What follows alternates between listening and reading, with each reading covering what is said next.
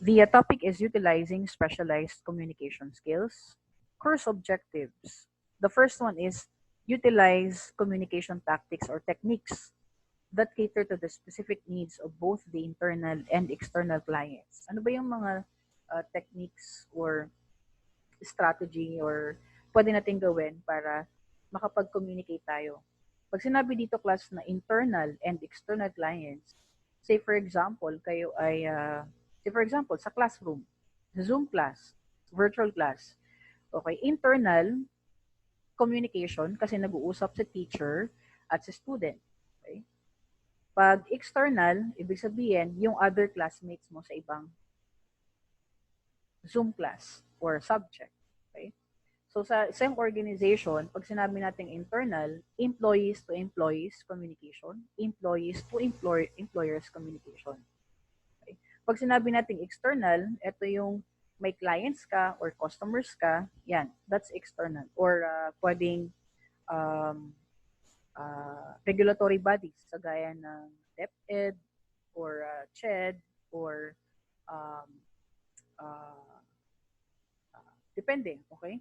Basta it is not within the organization. Kaya nga siya external, okay? So we use communication tactics, okay? Or strategy, okay? Para mas madali nating ma-deliver yung ating message or ma-transfer yung information. So, number 2, act as a representative of an organization in internal and external forums. So, hindi ito maiiwasan. Okay, so paano ba natin gagawin to? Okay? Sa mga masusunod na slides, makakita nyo kung paano to gagawin. Okay? So, these are the objectives for today's lesson. Okay? So, communicating as a means to resolve the needs of internal and external clients. Now, kahit one class sa bahay, okay, kailangan natin makipag-communicate sa ating kapatid, sa ating nanay, sa ating mga aunts or titos. Okay? Kailangan siya. Especially pag mayroong conflict or meron tayong needs. Meron tayong, say for example, hingi ka ng baon sa nanay mo, kailangan mong makipag-communicate sa nanay mo. Okay? So sa isang organizations, kailangan din natin yung communication. Both internal and external. Kasi paano tayo makipag-usap sa ating kliyente kung hindi tayo makipag-communicate? Okay? So, sabi dito, almost every part of life requires communication. Okay? It is no exaggeration to say that communication skills are key points to focus upon building a solid foundation for one's academic life and career. So, kailangan natin ang communication skills, both in our academic and career or profession. Hindi naman pwedeng hindi tayo magsasalita. That's why baga pag nagja-job hunting, okay, one of the requirement is communication skills. Be it oral or written, dapat okay. So, importante yung communication. Okay. Second is, the word communication involves more than just listening and talking. So, hindi ibig sabihin na may nagsasalita, may nakikinig. Yan yung ibig sabihin ng communication. No, it's more than that. Okay? Pag sinabi natin communication, it's all about the effective transfer of information from one person to another. Pag sinabi natin effective, ibig sabihin, naiintindihan ng maayos ng recipient yung message or yung information. So, hindi lang yung parang may nagsasalita, may nakikinig. Okay? No. Okay? So, it involves more than just listening and talking, yung communication. So, say for example, dito sa virtual class, ako nagsasalita, I am the one who is talking, you are the one, kayo yung nakikinig. Okay? Pero, hindi naman pwedeng salita lang ako ng salita. Kailangan merong transfer of information. Ano ba yung information na yun? Yun yung lesson na kailangan kong i-discuss. Okay? So, para maging effective yung ating, kumbaga, effective yung communication. Okay? So, we have communication process. Okay? I have here a figure. So, it's a cycle. It's a circle. Kung makakita nyo, may arrow dyan, circle. Malalaman natin kung bakit siya circle. Okay? Ano bang ibig sabihin ng communication process? Communication process refers to a series of actions or steps take in order to successfully communicate.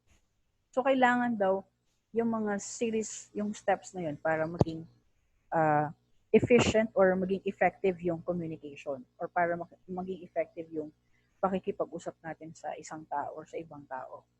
So, meron siyang components. We have several components, okay, ng communication. So, the first one is the sender or the source. Ito yun, class. Sorry. Source ng information. Okay? Yung message, kasi hindi naman pwedeng nakikipag-usap tayo nang walang message. Okay? So, yan. And we also have encoding the message. Paano ba dinideliver? Ano bang format ng message, okay, ni source or ni sender? Okay? So, yung message mo, dadaan siya sa channel. Pag sinabi natin channel, pwedeng it can be a medium or media. Okay? Ano ba siya? Videos ba siya? Text ba siya? Through email ba siya? Yan. Okay? And then para maintindihan siya ni receiver, kailangan niyang i-decode yung message. Okay? Now, once the receiver, okay, isa pa to sa mga components or elements ng communication process, kailangan niyang i-interpret yung message. Okay? Now, kung clear kay receiver yung message, kailangan niya mag-provide ng feedback. Okay? Para si source naman or si sender ng information, okay, clear yung message. Okay? Kung hindi, kailangan pa rin mag-provide ng feedback ni receiver kay source. Para ano? Para ulitin niya yung message, okay? Okay, sasabihin niya ulit, so dadaan ulit siya sa encoding, sa channel or medium, i-decode ulit hanggang sa ma-receive yung tamang message or information ni receiver. That's why it's a cycle. Okay? It's a cycle. So, cycle yung communication process natin, yung components ng ating communication process. Okay? So, that is a definition. It refers to a series of actions or steps to communicate successfully. Okay? So, pag sinabi nating source, siya yung sender ng message. Okay? So, must be fully aware of what it is to be communicated to the other person. So, say for example, ako, dapat alam ko kung anong gusto kong sabihin sa inyo. Dapat alam ko kung anong dinidiscuss ko. Okay? So, paano magiging clear yon? Paano magiging aware? Okay? Paano magiging, okay? Paano ko gagawin yon or paano magiging aware kayo na recipient? So, dapat merong purpose and objectives for starting a communication. Okay. So, the source must be clear about the purpose. Para saan ba yung pakikipag-usap or pakikipag-communicate ko sa inyo? So, my purpose is to discuss or to relay the lesson ng Java programming. Okay. Yung lesson 1. Okay? So, yan. Ako yung source. Ako yung sender ng message. Yung message is the heart or the subject matter of communication. Siya yung pinaka-content ng communication. It is the reason why there is communication in the first place.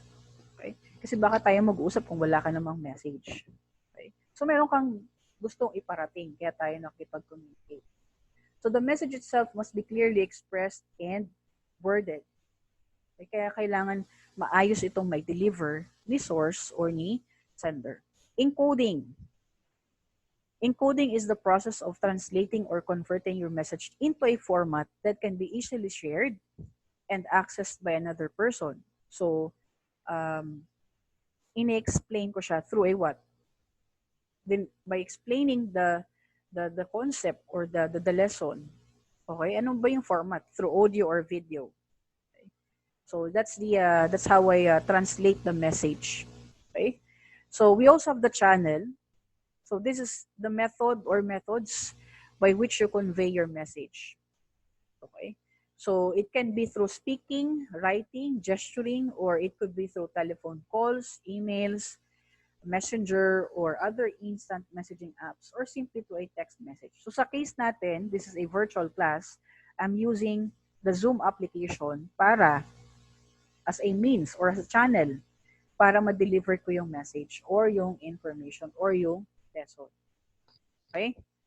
And we have the decoding. So, pag sinabi natin decoding, paano ba to ini-interpret? Okay? Paano nyo ba naiintindihan yung message ko? Kayo bilang receiver. How are you able to interpret or understand the message? Parang ganun. Okay? That's decoding. Kasi pwedeng mali yung pagkakaintindi nyo. Kasi bakit? Pwedeng mahina yung internet, blurry yung audio, or choppy yung audio. Okay? So that's why nahihirapan kayong i-decode yung message or i-intindihin yung message or yung information. The receiver, kayo yon, the recipient of the message. Okay? So, kailangan daw dito na i-consider mo yung perception, opinion, or even life experiences that must be related to your message. That's why baga you give examples in in presenting your ideas, or okay. Sometimes you give examples para makarelate yung inyong audience. Okay? But bilang speaker or bilang sender ng information, you have to consider yung perspective, opinions, or life experiences ng inyong receiver. Why? Because it affects the interpretation of the message. Kasi hindi naman pwedeng pare-pareho yung ating interpretation ng message. Okay? So yan. So knowledge about these things can greatly affect how the message is received and understood. Okay? So yan. So component or elements ng communication process. And the last one is the feedback. So, receiving feedback helps a lot in determining whether your communication was a success. Kaya mamaya, yung teacher nyo nagtatanong, naiintindihan ba? May questions ba? May clarification ba sa topic? Kasi importante yun dun sa receiver as a sender ng information. Okay? So it is an instrumental tool. So it is a tool in improving your communication skills, and it also serves as a great reference when planning for communications in the future. So makakatulong yung feedback ng receiver, okay, kay sender, na i-improve pa niya yung kanyang communication skills. So importante yung feedback. Okay? Para okay, hindi nga naiintindihan sa part na to, si receiver hindi naiintindihan yung concept na to kasi most probably, hindi to na-discuss or hindi to na-explain maayos ni sender. Okay? So these are the components of the communication process. So we have the sender, we have the message, the encoding of the message, the channel being used, okay, para ma-transfer yung information or yung message, the decoding or interpretation ng recipient ng message, the receiver itself, and then yung feedback. So those are the element, or these are the element ng communication process. Okay? Next. Okay, so we have different types of communication, including but not limited to. First one is intrapersonal communication. So pag sinabi natin intrapersonal, kaya nga intra meaning within, okay? It refers to the instance when a person communicates with himself. Hindi naman kasi yung parang nagsasalita kang mag-isa. Okay. Pwede yun, pero sometimes pag extreme na, baka may problem ka na. Okay? Ibig sabihin nito, you may be doing it right now, sabi dito, you may be doing it right now since thinking about or making sense of what you're reading is in itself a form of interpersonal communication. Example, may sinasabi ako, at yung sinasabi ko ay iniintindi nyo. Parang, tama ba yung sinasabi nyo? Okay, nag-agree ako na tama itong sinasabi nyo. So, ibig sabihin, bini-verify mo or tinatanong mo yung sarili mo kung naiintindihan nyo ba. Okay? Parang pinaprocess nyo yung sinasabi ng isang tao at kayo ay binibigyan mo siya ng pwede, tama, parang ganun. So that is intrapersonal communication. Tinatanong mo yung sarili mo kung nag-agree ka ba dun sa sinasabi ng isang tao o hindi. Okay? So when you're thinking, okay, ng sinasabi ng isang tao, okay, or pinag-iisipan mo yung sinasabi ng tao or yung binabasa mo, that's basically intrapersonal communication. Okay? You're communicating with yourself. Second, interpersonal communication. Now, this type of communication occurs between two or more people who are face-to-face with each other. Example, yung classmates mo, nag-uusap kayo. Okay? Talking to your teacher is an example of an interpersonal communication. Talking to your parents, okay? Or talking to your ano pa ba? Crush is an example of interpersonal communication. Okay? Yan. It composed of, or it is between two or more people who are face-to-face with each other. Yan, interpersonal.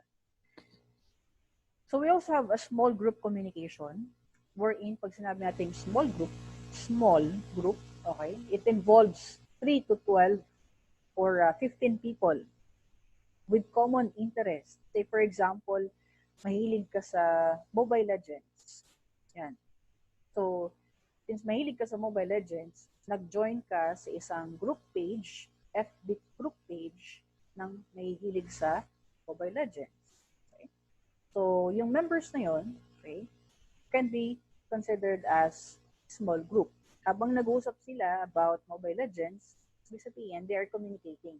So, that is an example of small group communication. Okay? They are having interpersonal communication since they are interacting face-to-face. Kung kayo ay virtually, no? Virtually. Okay? So, yan. Or sometimes forums or fora. No? Nag-join ka sa isang forum na, say for example, mahilig ka sa mobile phones. So, you join the forum and you share thoughts, opinions. Yan. That is an example of small group communication. Okay? Or even sa family nyo, during dinner time or lunch time, wherein nag-uusap-usap kayo. Okay? So that's an example of small group communication. Social groups, social cliques, or work groups. These are examples of small group communication. Okay? So the last one is public speaking or oral presentation. Now this is more of a formal communication. Okay? Mas formal siya compared doon sa mga previous type of communication. Wherein, it involves a large group. No? Hindi lang siya 15. Okay? So, ano bang example nito? Example nito ay political speech. So, say for example, the President Duterte is delivering her State of the Nation address. That is an example of a public speaking. Okay? A sales presentation, or even a university lecture. Example, me, I'm actually conducting a public speaking. Okay? Why? Because iba-iba yung audience. Iba-iba yung audience from different branches. So yan, that's an example of public speaking. Okay? So we have 4 types of communication. So we have the interpersonal, the intra, the small group, public speaking. Okay. So we have techniques. Sabi doon, isa sa mga objectives is utilize communication tactics. Okay. So ano ba yung mga communication tactics na pwede natin gamitin? First one is active listening. Kasi sabi nga doon sa definition ng communication, it only that involves listening or talking. Okay? Kailangan may relay kang information. So, kailangan, okay, para maging effective tayo, okay, maging efficient tayo, effective in communicating, okay, we have to know what is active listening. Okay? Why? Because it improves the quality of your communication. Okay? Kailangan natin yung active listening. Now, according to Battle, if viewed active listening as the willingness to interpret the words, feelings of the speaker or the sender in this case with an open mind. Kasi magkaiba class yung parang nakikinig ka lang. Okay? Sa talagang you are an active listener. Pag nakikinig ka lang, hindi mo naman parang pahapyaw mo lang siyang, okay, naririnig mo lang yung boses. Pero hindi mo naiintindihan yung sinasabi ng sender. Okay? So, the willingness to interpret the words or the feelings of the speaker. That's active listening. Okay? So, the practice of active listening creates an ideal setting for a productive and effective communication. So, thus enabling a person to draw out more meaningful information when communicating. So, paano ito nangyayari? Say, for example, nag-attend ka ng seminar on hacking. Yan. So, may idea ka about hacking. Pero, after mong mag-attend, makinig, okay, doon sa speaker, mas naiintindihan mo yung scope, ano yung mga disadvantages, ano yung iba't ibang klase ng hacking, okay? So, mas marami kang natutunan, marami kang information na natutunan doon sa seminar na yon. Okay? Why? Because you practice active listening. Okay? So, it helps, no? It helps.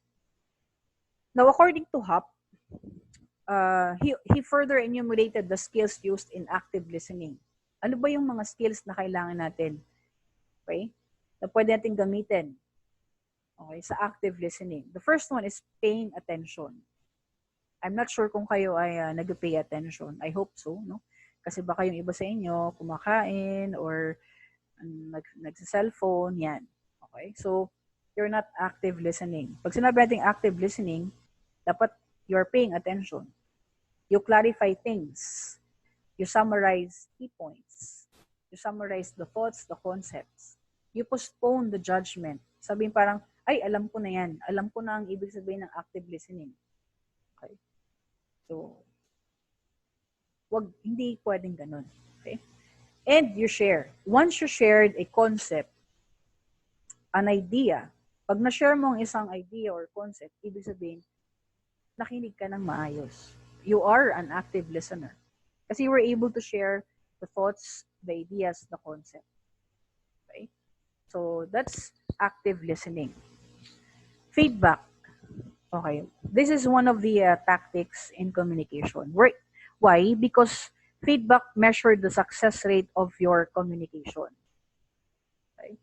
Kaya baga, during a class discussion, palaging nagtatanong si teacher, o naintindihan ba? O ano bang ibig sabihin ng ganito? Yan.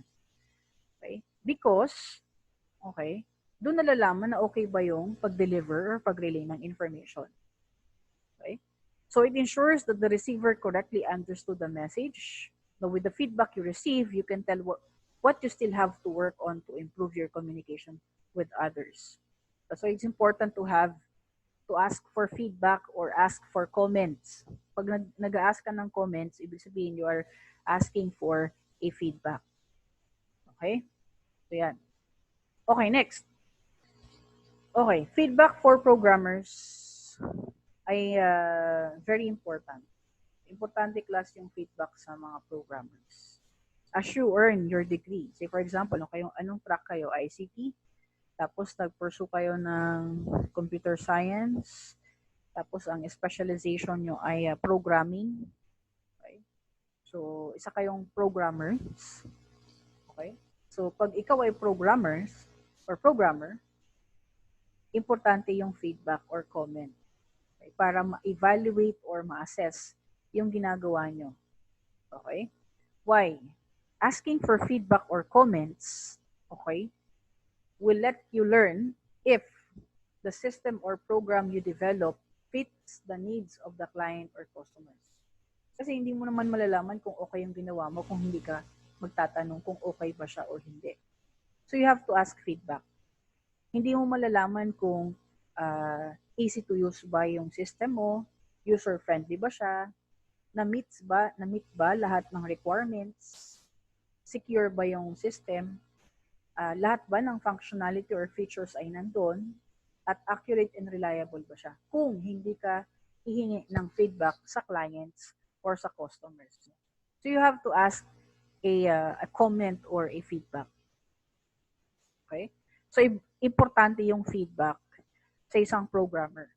Kahit naman sa ang profession, importante ang feedback. Kasi not all the times, 100% mong magagawa ang isang task or ang isang job. Okay?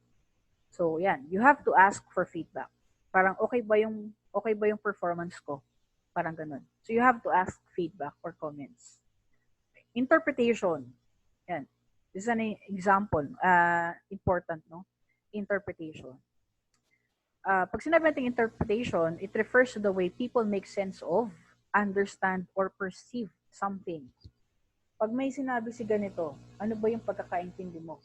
So that's basically interpretation. Okay? So, importante yung interpretation in communication because, mali mo, iba naman pala yung iba yung pagkakaintindi mo sa message na gustong ipahiwatig ng sender. Okay? So, sabi dito, it must designate similar meanings to the message. Dapat pareho as much as possible. Para dun yung malalaman kung communication is done properly. Okay? Ibig sabihin, pwedeng nag-agree yung recipient sa message or sa information. Okay. Okay. So say for example, nag-disseminate ka ng memo na dapat lahat ng empleyado ay naka-uniform. Yan. Tapos yung mayroong isa, hindi naintindihan. Mali yung interpretation niya. Tapos pagpasok niya, hindi siya naka-uniform. So ibig sabihin, merong problema doon sa communication. Okay? Kasi bakit? Mali yung pagkakaintindi ng recipient. So, dapat clear. Okay, yung pag-deliver or merong, kumbaga, may common na idea or pareho yung idea or concept, okay, na naipahiwatig ng sender doon sa recipient. Okay? Okay, role boundary settings. Pag sinabi nating boundaries, it refers to limits.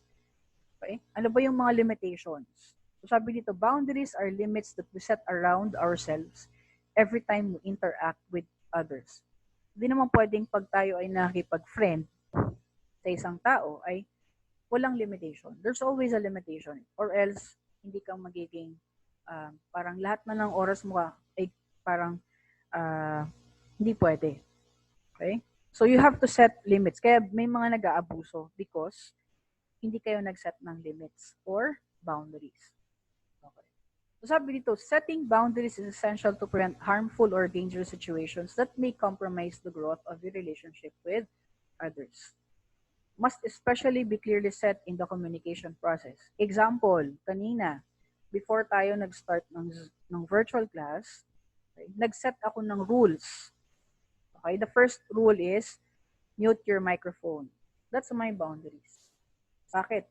Kasi nagsaset ako ng boundaries or limitation kung sino yung student, sino yung teacher. Kasi sa teacher, magde-deliver ng lesson. Siya ay magsasalita. Hindi pwedeng lahat magsasalita. Pwede naman, kaso hindi maintindihan kung ano yung dinideliver na message or lesson. Walang magkakaintindihan.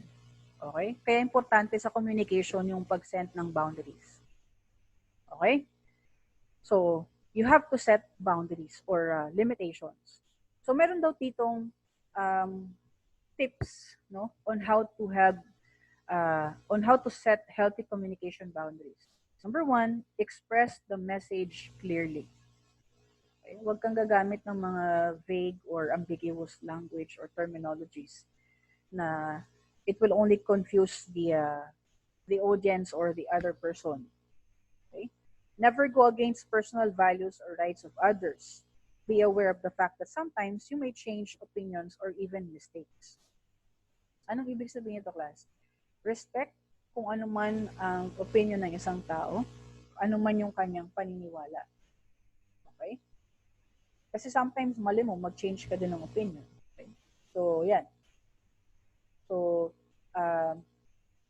iba-iba ang tao, iba-iba yung kanyang experiences. That's why, iba-iba din yung kanyang perception sa buhay, iba-iba rin yung kanyang opinions or belief.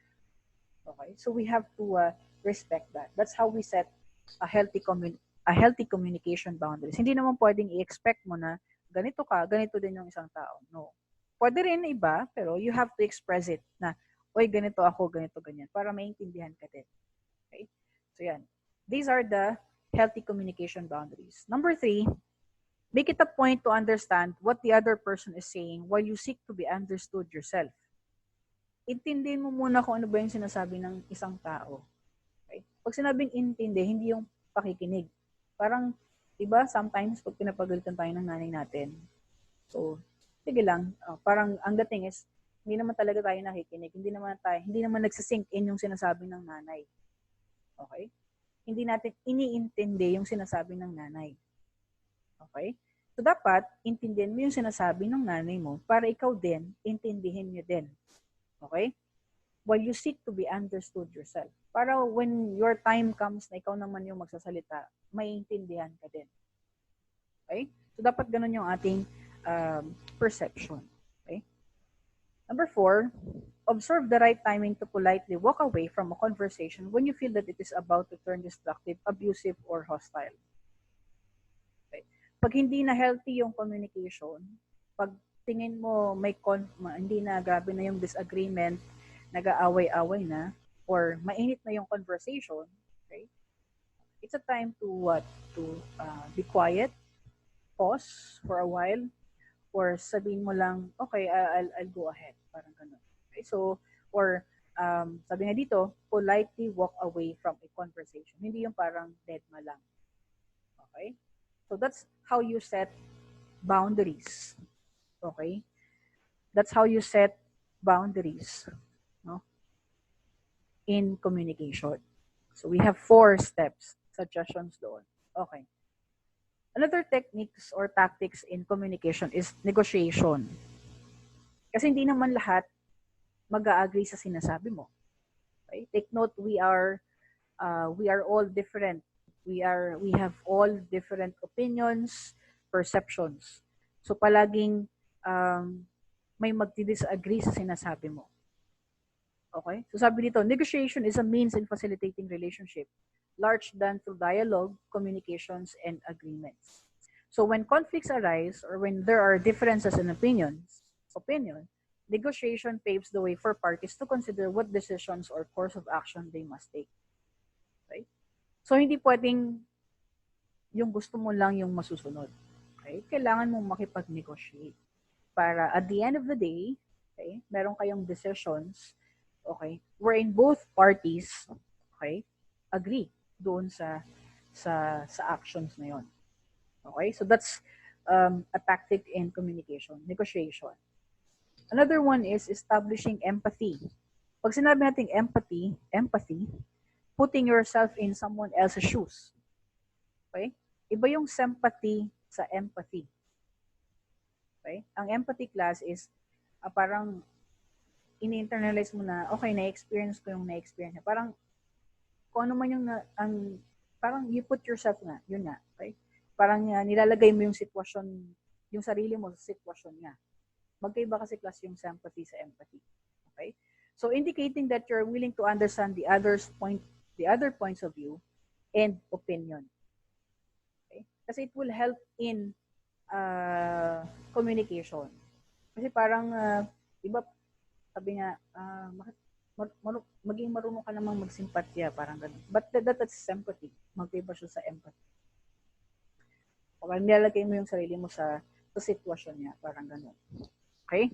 So, according to Hub, okay, may binigay siya, he enumerated the following steps to establish empathy in communication. The first one is show that you genuinely intend to be open-minded when communicating. Huwag yung parang opinion mo lang or yung suggestion mo lang yung sasabihin mo. Okay? Dapat, open ka din sa suggestion ng iba. Kaya nga open-minded ka eh. Okay? Hindi ibig sabihin na yung sinasabi mo palaging tama. Pwedeng may tama pa or mas may maganda pang suggestion. That's empathy. Okay? So parang pag may nag-suggest na ibang tao, isipin mo muna, tama ba to? Pwede ba to? Pwede siya? Parang ganun. Okay? That's how to establish sympathy. So show that you genuinely intend to be open-minded when communicating. And then, accept that there are differences in perspective and circumstances that explain why people react words or situations differently. Bawat tao, iba ang kanilang perspective or circumstances. Hindi pwedeng i-assume mo na ikaw din ay ganito, lahat sila ganyan. Iba-iba ang tao. Dapat doon pa lang, alam mo na kaagad yon. Or else, palagi kang may makukuhang kaaway. Okay? Or, palagi kang may ka-conflict. Okay? So, pati ikaw, hindi ka rin maintindihan ng ibang tao.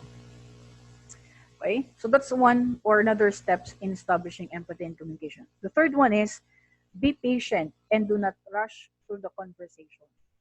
Okay? Allow pauses to understand what the other person wants to get across. Let the other person speak. Let the other person share her thoughts, her ideas. Okay? Bago ka magsalita. Hindi naman pwedeng ikaw lang yung nagsasalita. Okay? So parang it's a two-way sabi nga ang tawag dito, para maging efficient. Okay? Hindi lang isa. Dapat two-way siya, no? Magsasalita ka ng isa, sasalita din yung isa. Okay? And be patient. Huwag yung nagsasalita yung isa, sasalita ka din. So that's why sa Zoom class natin, may isang nagsasalita, and then later on, I'll give you time to talk to or speak kung ano yung ideas nyo. Okay? Kasi pag lahat na nagsasalita, walang magkakaintindihan. So, hindi magiging healthy yung communication. Okay? Next.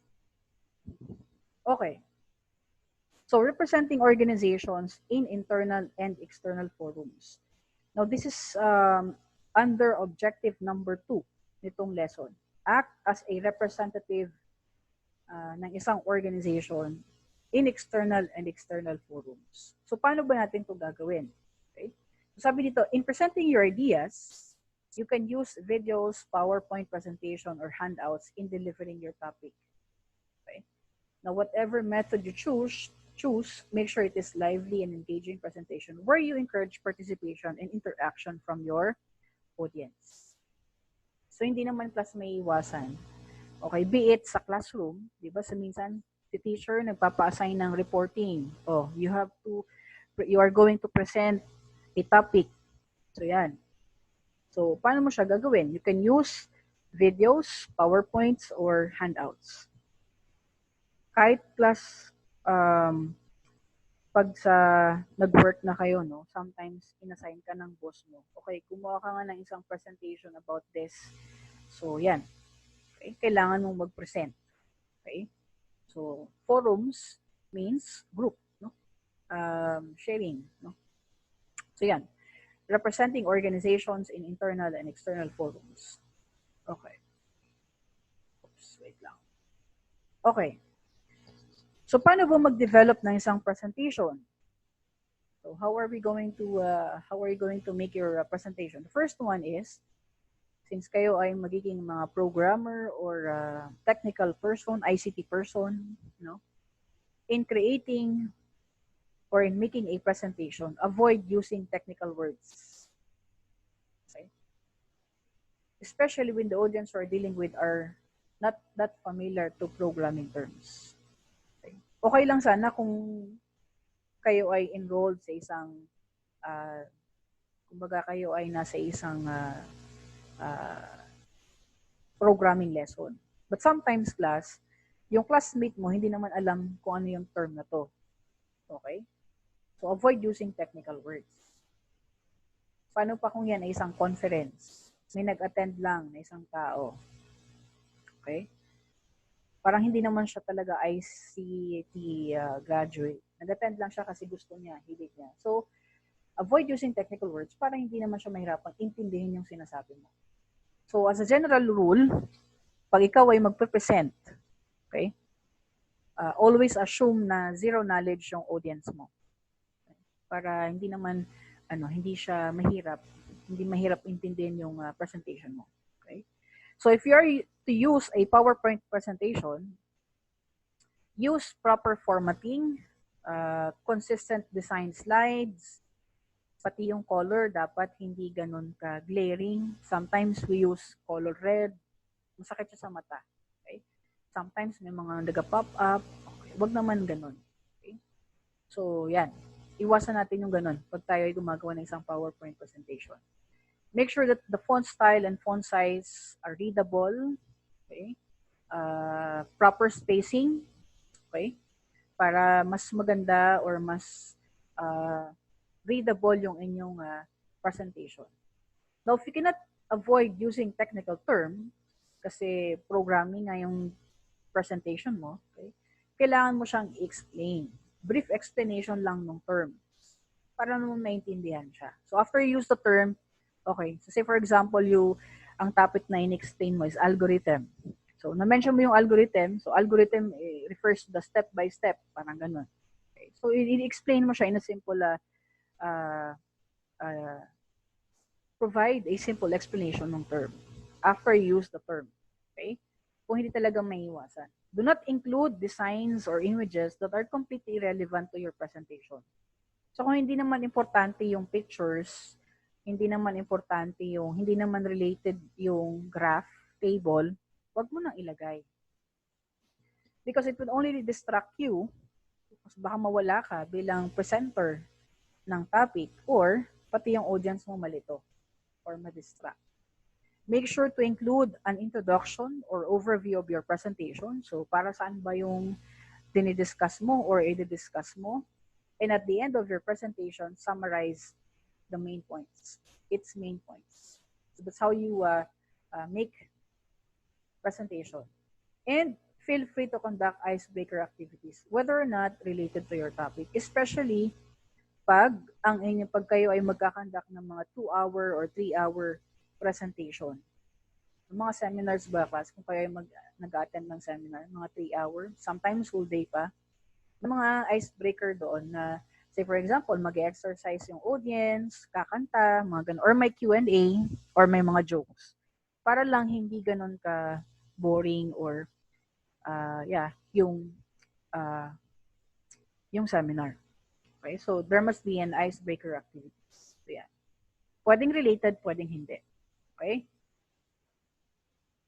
Okay, next. Okay, multimedia utilization and presentation.